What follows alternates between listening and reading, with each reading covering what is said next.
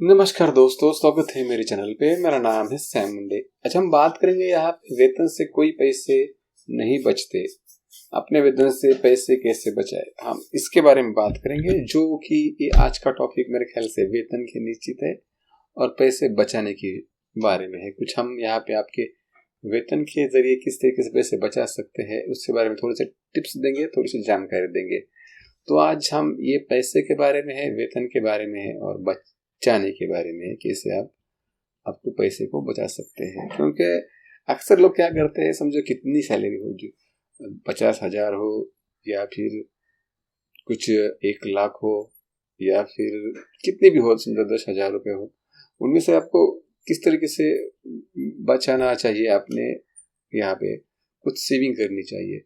लेकिन कैसा रहता है कि आमतौर पर हमारा वेतन आता है 1 तारीख को और हमारा गायब हो जाता है 5 तारीख को, और पिछले 25 दिन हम यहाँ पे खाली इधर का उधर का लेके हम किस तरीके से निभाते हैं, या फिर ये महीना कैसे सही जो कि मंथ है वो किस तरीके से हम आगे बढ़ाते हैं। तो आज हम उसके बारे में बात करेंगे कि हमारा वेतन किस तरीके से 25 तारीख के आसपास किस तरीके से जाए, हमारे पास पैसे किस तरीके से हो। तो आमतौर लोगों लगभग लगभग मेरे ख्याल से 52% के लोगों का जो वेतन रहता है, यानी कि जब पगार मिलती है तो 5 तारीख के दिन खत्म हो जाती है। क्योंकि यानी कि उनका कुछ ईएमआई रहता है, कुछ लोन रहता है, कुछ अलग अलग उनकी रिक्वायरमेंट रहती है, और अपने जो वेतन के जितना वेतन है उससे बहुत सारा और यहाँ पे आपने कुछ किया वाला होता है। तो इसके वजह से क्या रहता है कि सारा, अब तो मालूम है कि 1 तारीख से लेके 5 तारीख के बीच में सभी आपको ईएमआई वगैरह लोन भी सबको आपको यहाँ पे आपकी किस्त आती है और बैंक में जमा हो जाती है। कुछ कुछ लोगों का 10 तारीख पर तक भी जाता है, लेकिन आमतौर पर हम यहाँ पे 5 तारीख के बता रहे हैं। तो इस तरीके से आपका वेतन किस तरीके से बचना चाहिए, ये बारे में आज बात करेंगे। तो चलिए कुछ 6-7 टिप्स आपको बताने की कोशिश करेंगे। तो मेरे ख्याल से आपको बहुत बहुत इसमें से फायदा होने वाला है। तो आज हम इस बात जरूर वीडियो को लाइक और शेयर करना ना भूलें।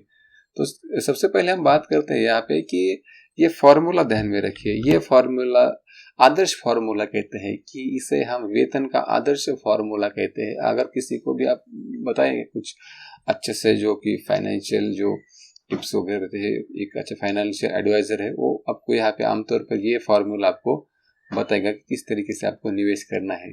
तो यहाँ पे आप देख सकते हैं कि ये फॉर्मूला है। इसमें क्या रहता है कि 50 आपका वेतन का 50 जो कि आवश्यक वस्तुओं के लिए, जैसे किराना, सब्जी, जो कि दंडी है, ईएमआई, स्वास्थ्य के लिए खर्च होना चाहिए। यानी कि आपका वेतन का 50% हिस्सा यहाँ पे यहाँ पे खर्च होना चाहिए। वेतन का जो यहाँ पे 30 का वेतन का हिस्सा है, वो आपको यहाँ पे शॉपिंग, कुछ होटल यात्रा के लिए कुछ कर सकते हैं। इस तरीके से ये खर्च होना चाहिए। और रहे वाला बीच का जो 20% का हिस्सा है, वो आप यहाँ पे वेतन का ये बचा सकते हैं और इसका निवेश कर सकते हैं अलग अलग तरीके से। तो आप यहाँ पे वेतन खाते में, यहाँ अगर आपका वेतन हो गया तो 20% की राशि है वो अलग आपने स्थलांतर कीजिए, अपने अलग जो कि बैंक अकाउंट है उसमें डाल लीजिए। क्योंकि क्या क्या होता है कि अगर उतना अपना अकाउंट रहा तो आपको यहाँ पे खर्च ज़्यादा होता है। उसका नियोजन किस तरीके से करें, यहाँ पे दैनिक या साप्ताहिक आधार पर खर्च लिखिए। आप यहाँ पे लिखना पड़ेगा आपको। समझो आज या फिर वीकली मेरा इतना इतना खर्च हो गया, नहीं क्या डे वाइज मेरा इतना इतना खर्च हो गया। इस तरीके से आप कुछ यहाँ पे लिखिए। क्यों हाफ महीने में इतना खर्च हो गया, इस तरीके से, या पूरे महीने में मेरा इतना खर्च हो गया, ये आप लिखिए, आपकी आदत डालिए। यहाँ पे जो खर्च के आवश्यक नहीं है उन चीज़ों पर खर्च मत कीजिए। यानी कि क्या होता है कभी कभी कि हमारा जो खर्च रहता है वो अनावश्यक चीज़ों पे रहता है। यानी कि अनावश्यक बोले तो किस तरीके से कुछ ऐसा करते हैं हम कि जो हमें जो लगता नहीं कि हमें खर्च करना चाहिए था, कुछ अलग से कुछ किया तो उसका खर्च होता है। या फिर होते हैं जहाँ पे बहुत सारे ऐसे आपके बरिया होते हैं जो कि आप अनावश्यक खर्च कर सकते हैं। किया तो थोड़ा सा करना चाहिए, अनावश्यक नहीं करना। क्रेडिट कार्ड जो रहता है, इसका उच्च ब्याज वाले जो लोन रहते हैं उसे कम करें। यानी कि उच्च ब्याज वाले, समझो अगर आपका क्रेडिट कार्ड का बिल समझो है तो उसको आप जल्दी से निपटाओ। यानी कि जिस तारीख से आपका बिल कटना है उस तारीख से उसे निपटाओ। या फिर जो कि अलग अलग तरीके से पर्सनल लोन लिया है, समझो 60% पे लिया है, तो उसे कम कर दीजिए, हल्के से यहाँ पे सबसे पहले उससे कम कर, जो कि ज़्यादा ब्याज लेने वाले जो लोन है वो पहले कम कर लीजिए, ये है। और दूसरा बात है कि आप अपने आपातकालीन निधि को रखिए, यानी कि अचानक कुछ खर्च हो सकता है, कुछ भी हो सकता है, प्रॉब्लम हो सकता है, आपको पैसे लग सकते हैं, तो वो आपके पास होने चाहिए, यानी कि वो बचा यहाँ पे होना चाहिए। क्योंकि जब भी आपका ये जो निवेशन है आपके पास, ये अगर ये आपातकालीन निधि आपके पास उपलब्ध नहीं है, तो ये जो आपका जो निवेशन है ये पूरा डगमगा जाएगा, यानी कि ये यहाँ पे कुछ इसका फायदा नहीं होगा, क्योंकि नीचे आ जाएगा। क्योंकि किस तरीके से अगर आपके पास निधि नहीं और कुछ अलग से खर्च आपके बोझ पड़ा समझो, तो वो आप क्या से लोन लेंगे, लोन लेने के बाद आपका खर्च बढ़ेगा, खर्च बढ़ने के बाद आपको ये यहाँ से अगर आपने यहाँ पे अगर समझो 50,000 का भी लोन लिया, समझो कुछ आपको इमरजेंसी पड़ी, तो आपको चुकाने में लगभग 6 या साल या 1 साल तक लग सकता है। अगर आपकी 20,000 रुपए की आपकी वेतन है, तो जो कि ज़्यादा है तो कम में चुका सकता है, लेकिन हो सकता है। तो इसका नियोजन भी आपको करना चाहिए कि इस तरीके से आपातकालीन निधि आपके पास होना चाहिए। लगभग आप ऐसा कर सकते हैं कि आपका आपातकालीन निधि, जिस अभी आपका वेतन समझे 20,000 रुपए है, महीने का आपको 6 महीने का आपके पास होना चाहिए। लगभग 1,00,000 रुपए का आपका आपातकालीन निधि आपके पास होना चाहिए। फिर भी 80,000 रुपए तक भी आप रख सकते हैं, या फिर 70,000 रुपए तक भी आप कर सकते हैं। लेकिन ये इतना 70 से 1,00,000 के बीच में होना चाहिए। लगे होना तो चाहिए 1,00,000 आपके पास, लेकिन कम ज़्यादा हो सकता है। ये आपातकालीन निधि आपके पास होना चाहिए। ये बैंक में रखिए, कहाँ भी रखिए, लेकिन ये होना चाहिए इस तरीके से। तो ये आपको सामने ये कुछ यहाँ पे बातें हैं। और अब यहाँ पे ये जो हम बातें करने वाले हैं, ये निवेश का विकल्प आपके पास होना चाहिए। आपके वेतन में बचने के लिए आपको म्यूचुअल फंड में डालना चाहिए, पीपीएफ में, सोना खरीदे, शेयर मार्केट में डालिए, कुछ इस तरीके से।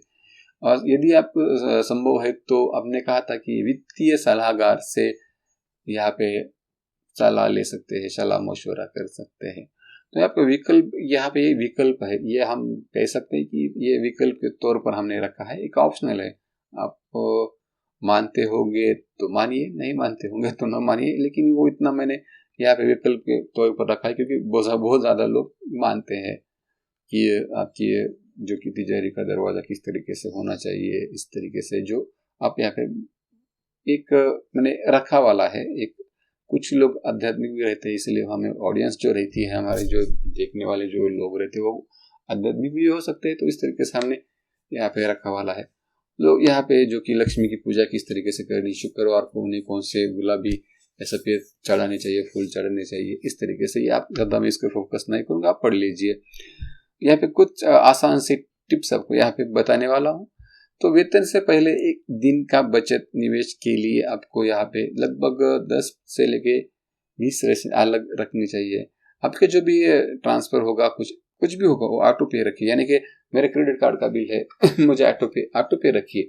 क्योंकि क्या रहता है कि अगर आप किसी काम में भूल गए या कुछ आपको इमरजेंसी आ गई, वो उस दिन पे करना भूल गए, तो आप ऑटो पे से क्या कर सकते हैं, अपने बैलेंस भी रखा वाला है तो भी आपका ऑटो से कट जाता है। आपको यहाँ पे चांसेस है कि उसमें कुछ पेनल्टी नहीं लगेगी।